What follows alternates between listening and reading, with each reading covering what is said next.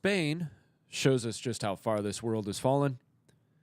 A Michigan rep says a quiet part out loud and, of course, gets punished for it. And today we're going to be talking a little bit about autopilot parenting. Are you doing it? Can you get out of it? Yes, you can. All this and more on the Self-Evident Podcast.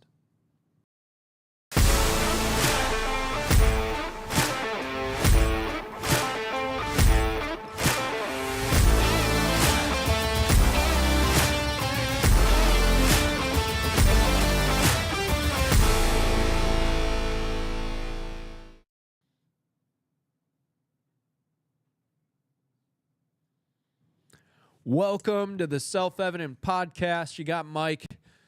There is no Massey right now. You have us again. It's a sad thing, but I've got you guys. Again. That's all I need. For the second straight week. It's really all I need is you guys. They are actually in Nevada, so be sure to check out, if you're in Nevada, check out our Facebook for details of where they're going to be, what they're going to be doing. Massey and Carrie are out there right now. Man, it's going to be a changed place when they come back. So by all means, check them out. Go to theselfevidenttruth.com. Get yourself some merch. Get yourself a T-shirt. Get yourself a book. Don't forget, you can get Become Forged, my book on how to develop men. Whether you got a young son, whether you're a man who's like, man, I need to do something with my life. This is a toolbox for you. There might be something in there that'll help you progress or help you help your son progress. So be sure to get that on theselfevidenttruth.com. If you order it, if you read it, leave a review. If you bought it on Amazon, be sure to leave a review. That helps algorithms and all of that. So, are we ready, guys? We all set? Yeah, well, we have a text to give option. Yes. We forgot. I'm so glad you remembered. All right, Nathan, Go for it. Nathan, Pitch it. All right. So you are going to text give, the word give, to 772-242-0299. That is 772-242-0299. And you can text the word give.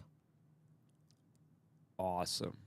Perfect. Now we are ready. Now we're ready. All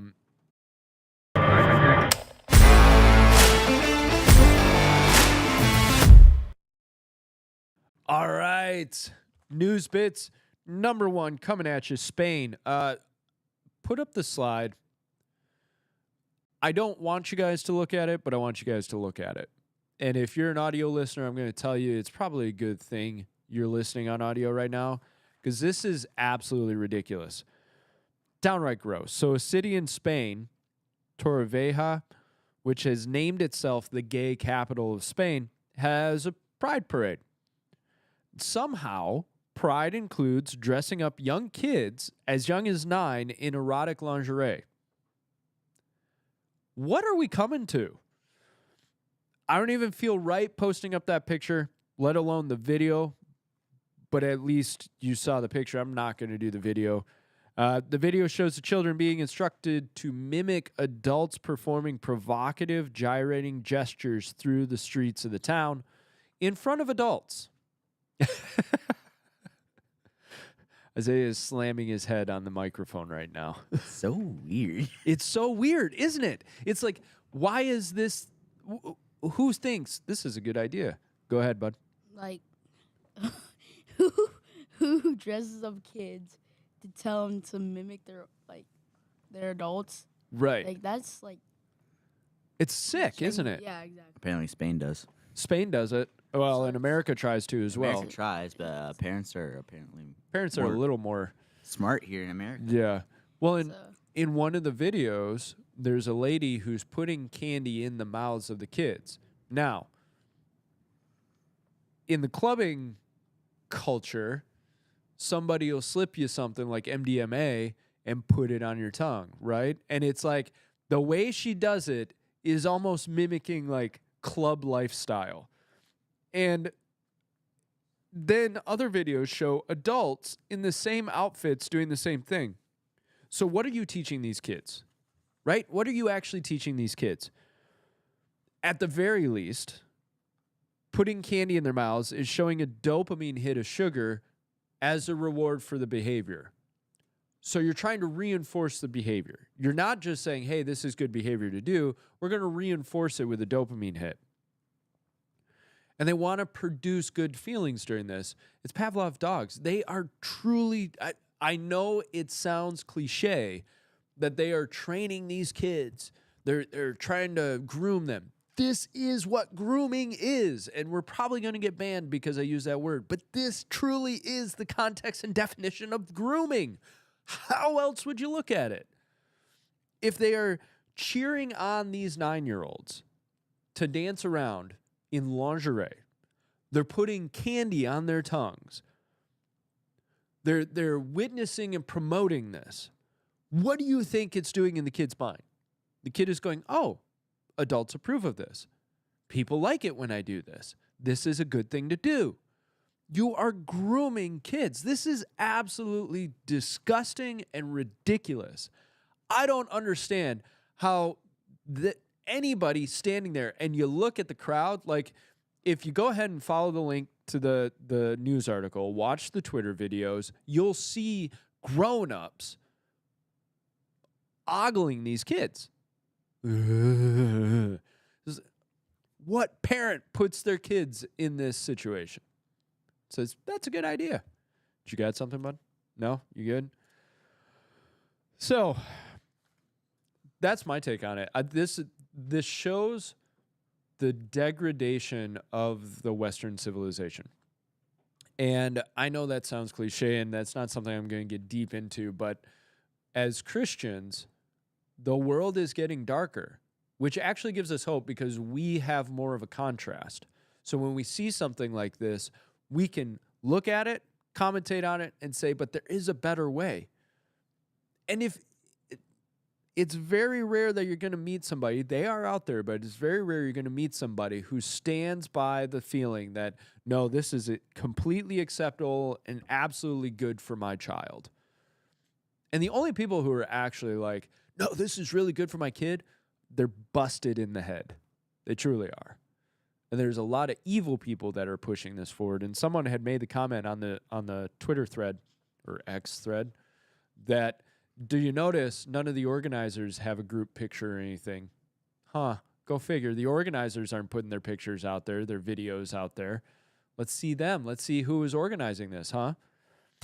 Anyways, ready to go to the next one?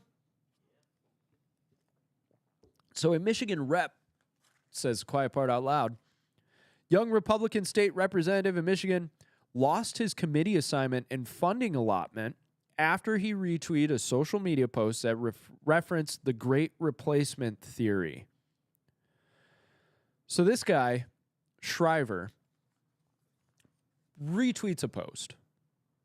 And we've noticed this more and more in politics, especially in Canada, but now it's happening in America too, where all you have to do is retweet a post and you're suddenly in trouble.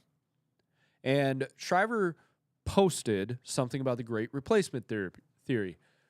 Now, if you've been living under a rock, what is that? The Great Replacement theory is this theory that progressives, Democrats, are trying to replace white people with people of other colors, minorities, through immigration.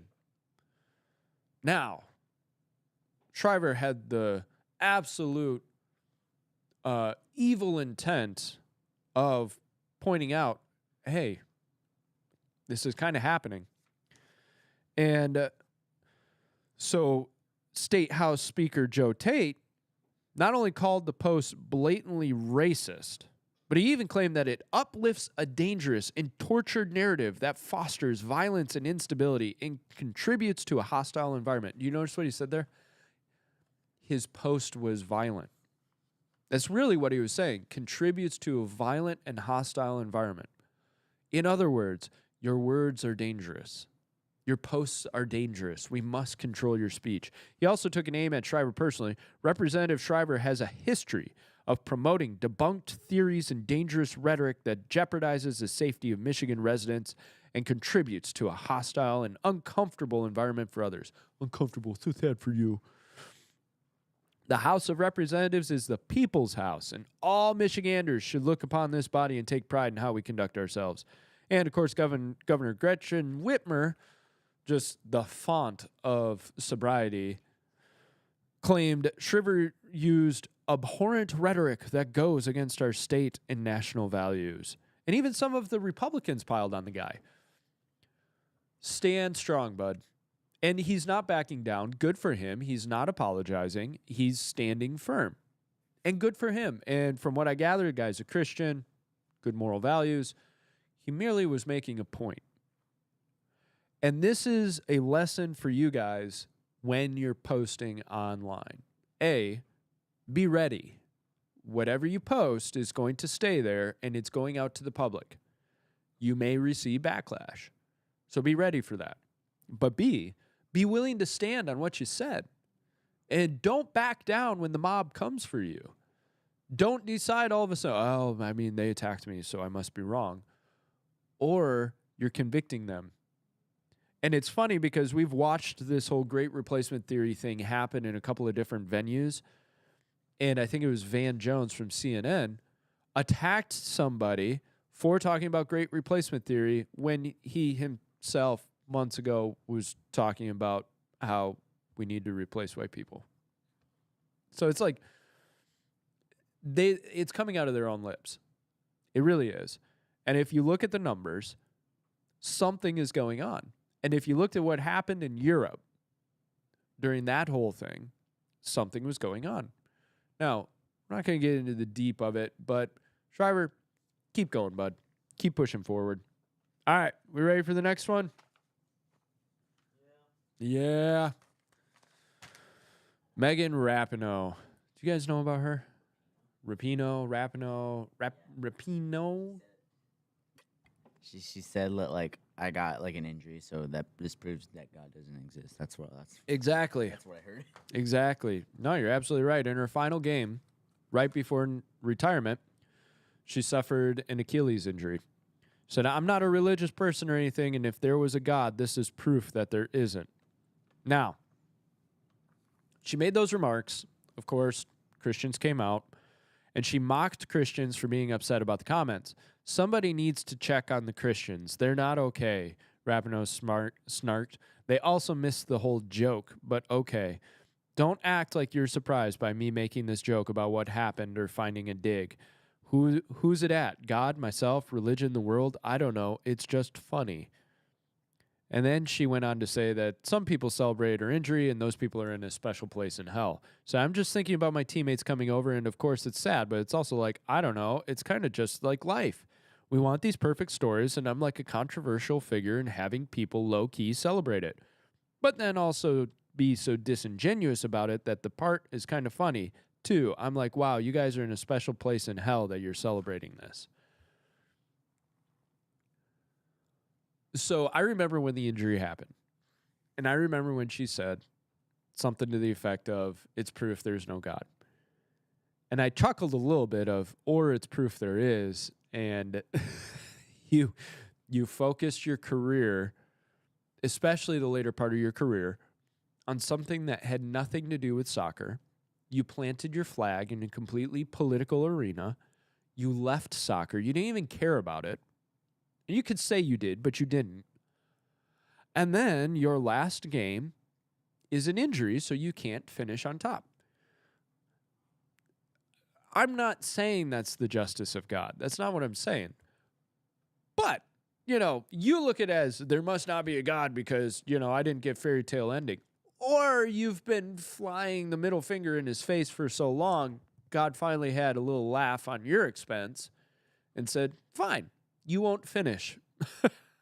Like the arrogance and the gall that, and this is what we do, and I want you guys to pay attention to this. In your own life, we're the hero of our own story. And if you're not careful, you'll shape God to have to uplift you as the hero of your own story. So then anything bad that happens is actually a unreconcilable event, or God will never punish you. And especially if you have the arrogance against God. But then you turn around and say, but God owed me this and didn't give it to me, so therefore he must not be real. Be careful of the pride that we carry where we decide that God is always 100%, no matter what, with us. Because we, as sinful, fallen beings, will not 100% always be in his will, especially we cannot be in his will if we do not accept him, if we do not have faith in him. Now, I'm sure there are strong, mature Christians who are like, I'm always in God's will. Always is a dangerous word. There are probably times where you're not because you're going with the flesh. Remember, the flesh is at war with the spirit. So there will be times where your flesh is fighting your spirit, and your flesh may win a battle or two. So be careful of this prideful position of, oh, well, it all should align for me because God is here to make things perfect for me, to end the fairy tale on a good note. The end, everybody lived happily ever after. And that's really what she did here. Be careful you don't do that, because then you set up expectations in your own life, and if he doesn't meet those expectations, then suddenly something's wrong. We have to be ready for the fact that God has his own will and purpose, and he will certainly take care of us, but this life is a vapor. It's a short life. And we got to be careful of those expectations that we set on him, that he's looking at us going, I never told you that. I never promised you that. Never told you I'd give that to you. I don't think God ever told Megan, you're going to have a really strong finish to your career. I don't think so. But, at the same time, I really do hope Megan figures out God. I do. I pray for that. And I'm not trying to Christian, righteous, more holy than thou type thing. I'm really saying somebody like that she's obviously disgruntled. She's obviously unhappy. Because she set her sights in bitterness against everything and everyone. And I'm praying, girl, I pray you find the Lord, because true contentment and satisfaction is on the other side of that. And you can reject that, but Jesus died for you, just like he died for me, like he died for all of us. It's up to us to accept it.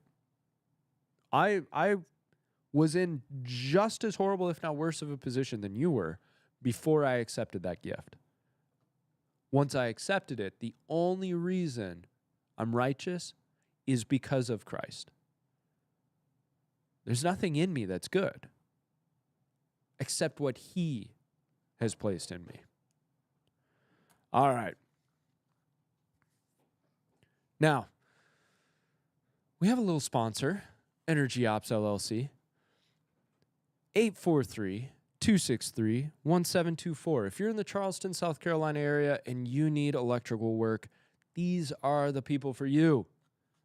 They're a faith-filled family, small business, godly values, veteran-owned, amazing people. I wish they lived at the Treasure Coast. So, little shout-out to Energy Ops. You guys can move down here. You can come be with us. Come on down to the Treasure Coast. The water's warm. But for now, in the Charleston, South Carolina area, Energy Ops LLC, go check them out. Go to their website. Give them some love. Give them some business. I still am planning on having him come down here. So if you're in the Treasure Coast, you need some electrical work, reach out to me. Let's get it finished, all right? Okay. How you doing, boys? You surviving? Yeah. All right. Well, since your dad's away, Yeah. I get to do what I want. Nice. I really get to do what I want anyways, but especially today. This is going to be Fun. a bit of a Forged special. Don't forget the book, guys. Go get the book. Help support the Forged. So what is the Forged? And I'm not taking over the Self-Evident Airways. What this is this is really a project that was birthed because of Self-Evident. And it's something on my heart for a long time, and it's something that I think is really useful. And I want to be able to speak, especially to men, but parents as well, and help you get the tools you need to develop a better life for you and your family. I am a firm believer that God is not just interested in the spiritual, He's interested in the physical as well. And I think sometimes we focus on the spiritual and we actually think that this world, since it's not our kingdom, that there's no positive possible while we're here. There's no blessing, no abundance, no peace. I'm not saying that every single day you should be walking in blessing, abundance, and peace financially or whatever. That's not what I'm saying. But what I'm saying is I truly believe that you can improve your situation. And it actually is a biblical concept, a scriptural value of when you align with Christ, you interact with the world in a healthier way. And Christ was the perfect image of that, interacting with the world in a very healthy way because he saw things spiritually. And one of the things I want to talk about today is this idea of autopilot parenting. And I think if we think about it, parents, we do it. Kids, your parents have probably done it and you don't even realize they're doing it because you're on autopilot. It's just like it is what it is, right? And what do you mean by autopilot, Mike? I want you to think about this, parents. Kids, you can think about this too. Parent comes home. They throw their keys on the counter. Mom's trying to get dinner ready. Dad tells the kids to do something. They all sit down. They eat. They get finished. Dad kind of looks at the kids. Oh, what'd you do today? Oh, that's cool. That's good. Dad kind of looks at his phone. Mom does her thing. She cleans up a little bit. She sits down. She looks at her phone. Talk a little bit amongst yourselves, and then go to bed. And then get up and do it again. This is autopilot parenting. And the problem is we do it and we slip into it so easily. And I am not casting stones at anybody. I do it myself. I get home from work. I know I've got to put on my dad hat. I put it on. But when my kids come to me, I want to play. Let's do this, blah, blah, blah. There's a big part of me that's like, I have no drive to do this right now. And autopilot takes over. I can't do it right now. No, maybe later. Let's do that another day. Parents, how many of you have given that response? Again, I'm not condemning. But what I'm saying is, it is something for us to think about of what are we doing when we get home? And why is this important? Because we are shaping the next generation. Those kids in that Spain news bit, think about those parents. Those parents are definitely on autopilot, or they're going the whole wrong way and driving off a cliff. If you guys have anything, by all means, feel free to bump in. But this whole autopilot parenting thing, the question is, are you actively or passively teaching your kids? And that's the difference between autopilot and actually driving and steering the ship. And men, I'm looking at you because you really are the driver of your family. Your kids are going to learn a lot just watching you. But the problem is we assume they're going to learn it all by that consumption. So we think, the kids saw me filling out the bills one time. So they'll learn how to fill out bills. But will they? Especially if you say, not now, I'm filling out bills. What about if you actually sat them down and showed them? How much do you take them in something you're doing? I know for me, my son, he loves to do projects with me around the house. And I want to include him, but there are times where I got to get this done. Shame on me. I'm so focused on the time that I just want to get it done, do it fast, that I'm not teaching him while I'm doing it. So while I'm patching a wall or replacing a screen, because those seem to happen all the time in my house, I'm not, if I'm changing oil, changing a tire, or whatever, those are all small projects that he should be invested in, that I should be teaching him how to do. When mom and I are paying the bills, we should be already talking to them about, we pay this much for this bill because that keeps the power on. We pay this much for that.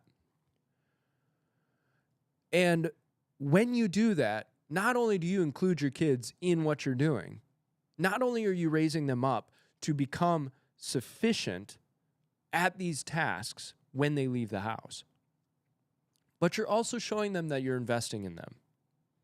I've got a list of, I don't know, it's like 50, 60 things of, did you such and such with your child today, right? And stuff like, did you teach your son about investing? Did you teach your son about paying bills? Did you teach your son how to change a light bulb, how to change oil, how to change a tire? All stuff we tend to just, it flies over our head. But I challenge you parents this week, think about, what would it be like to you to turn off the autopilot and invest in your kid? And the number one dangerous thing that will keep you in autopilot mode is your phone. Oh no, he's attacking the phone. Yes, I'm attacking the phone. Because we see the phone as an escape. Oh, finally, I can just rest and relax. I actually caught myself doing it last night. Usually I'm pretty darn good about my phone around the kids. But how easy it is to slip into the temptation. I was laying on the couch because I'm busted up right now. I just got surgery on my arm. And so I'm laying on the couch, and my middle child is playing trucks. And I could be paying attention to him, but I'm doing this. And I caught myself because it was like, wait a second. I'm showing him as a physical example that whatever's on that screen on that phone is more important than him. Now, I'm not saying you follow your kids around 24/7 and you're always invested in everything they're doing. But that phone so easily will show your kids what is actually important in your life. You're telling yourself, I'm going to relax and just stare at my phone. What you're telling the rest of your family is, I'm shutting all of you out and I'm just going to stare at this little thing because that's more important. And it's addicting. It's so addicting. And I say that as commiserating with you. It is so addicting when you put it in front of your face. And an hour goes by and it feels like it was 2 minutes. But the problem is, you're not invested in anything. So my challenge to you this week is, when you get home, fathers especially, or mothers, you get home, you're tired. I want you to take a deep breath and think about, how do I invest in my family? Husbands, how many real, intentional conversations are you having with your wife? Every night, are you having intentional conversations with your wife, or are you on autopilot? How many intentional conversations are you having with your kids, or are you on autopilot? How many things are you showing your kids, or are you on autopilot? Are you delving into their world at all? And I assure you, if you get this right, and you start delving into the lives of your family, men, it will reap rewards. There'll be cohesion. There'll be understanding. There'll be reconciliation. There'll be obedience. Plenty of kids act out and are disobedient because they're not getting the attention they want, the attention they feel they need. One of my sons the other day flat out said, I need attention right now. It was like, I gave him props. Cool. I appreciate you saying that, because you're actually voicing what you're feeling instead of acting out to try and get the attention. And so with this autopilot parenting, I want you to catalog this week. And this is a short podcast. We're going to end it. I want you to catalog this week. What autopilot parenting are you doing? And where could you be investing in your kids to raise them up to be able to handle the world? Could you imagine if your kids, by the time they were 13, knew how to invest in stocks, knew how to handle retirement money, knew how to pay bills, knew how to fill out checks, knew how to start a business? We're actually talking to my oldest. He's 6. He wants to start a business. And so we're talking to him about it, and we're talking to him about investment, and we're talking to him about product costs, and we're talking to him about, pricing, sales, and all of that. And so he's starting to gather What does it mean to own a business? Let me know how this goes for you. Reach out. You can email me at becomeforged@gmail.com. Email me. Let me know how it goes. What did you focus on and what did you grow in this week, knowing you're not going to autopilot your parenting anymore? Now, go to theselfevidenttruth.com. Buy yourself some merch. It helps us get where we're going. We have a donation tab. Click the donation tab. Become a monthly supporter. You help produce content like this. You help us get to places like Nevada. We've got the homeschool conventions coming up. We're building product for you. We could use the support, so please prayerfully consider becoming a monthly sponsor. If you're already a monthly sponsor, I want to challenge you of, could you raise your monthly sponsorship? Maybe it's $5 more a month. Anything helps. But really seek the Lord of, like, is the Lord calling you to increase this year in faith? Now, at the end of the day, I don't care where you give it. I care that you give in obedience to what the Lord's called you to. So, next Friday, Massey will be back. I'm Mike. I got the boys going. Yes, sir. Yes. All right. I hope you guys have a great day. Do not forget, autopilot parenting. Turn it off. Let me know how it goes. Becomeforged@gmail.com. All right. Guys, have a great weekend. Love y'all.